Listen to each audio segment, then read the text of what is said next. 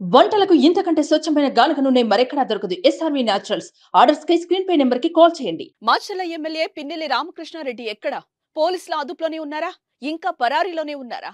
Polling స్టేషన్లో EVM యంత్రాలను ధ్వంసం చేసిన కేసులో పిన్నెల్లి రామకృష్ణారెడ్డి అరెస్టుపై హై డ్రామా కొనసాగుతోంది.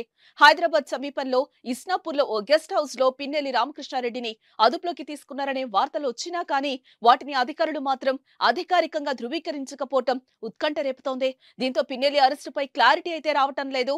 పిన్నెల్లి కారు డ్రైవర్ అలాగే మరికొందరిని అరెస్టు చేసినట్లుగా పోలీసులు ఎమ్మెల్యేను అరెస్టు చేశారా లేదా అన్నది మాత్రం తెలియాల్సి ఉంది. మరోవైపు పిన్నెల్లి బ్రదర్స్ కోసం గాలింపు ఇంకా కొనసాగుతుందనే ప్రచారం అయితే జరుగుతోంది. మే 13వ తేదీన జరిగిన ఎన్నికల పోలింగ్ సందర్భంగా మాచర్ల ఎమ్మెల్యే వైసీపీ ఎమ్మెల్యే అభ్యర్థి పిన్నెల్లి రామకృష్ణారెడ్డి స్వయంగా పోలింగ్ బూత్ లోకి వెళ్లి ఈవీఎంలు ధ్వంసం చేసిన ఘటన సంచలనం సృష్టిస్తోంది. దీనికి సంబంధించిన దృశ్యాలు బయటకొచ్చాక ఈసీ ఆగ్రహం వ్యక్తం చేసింది. పిన్నెల్లిని వెంటనే అరెస్టు చేయాలని అధికారులను ఆదేశించింది. అయితే అప్పటికే ఎమ్మెల్యే మాచర్లను వదిలి వెళ్లిపోయారు. దీంతో పిన్నెల్లి కోసం పోలీసులు గాలింపు చర్యలు చేపట్టారు.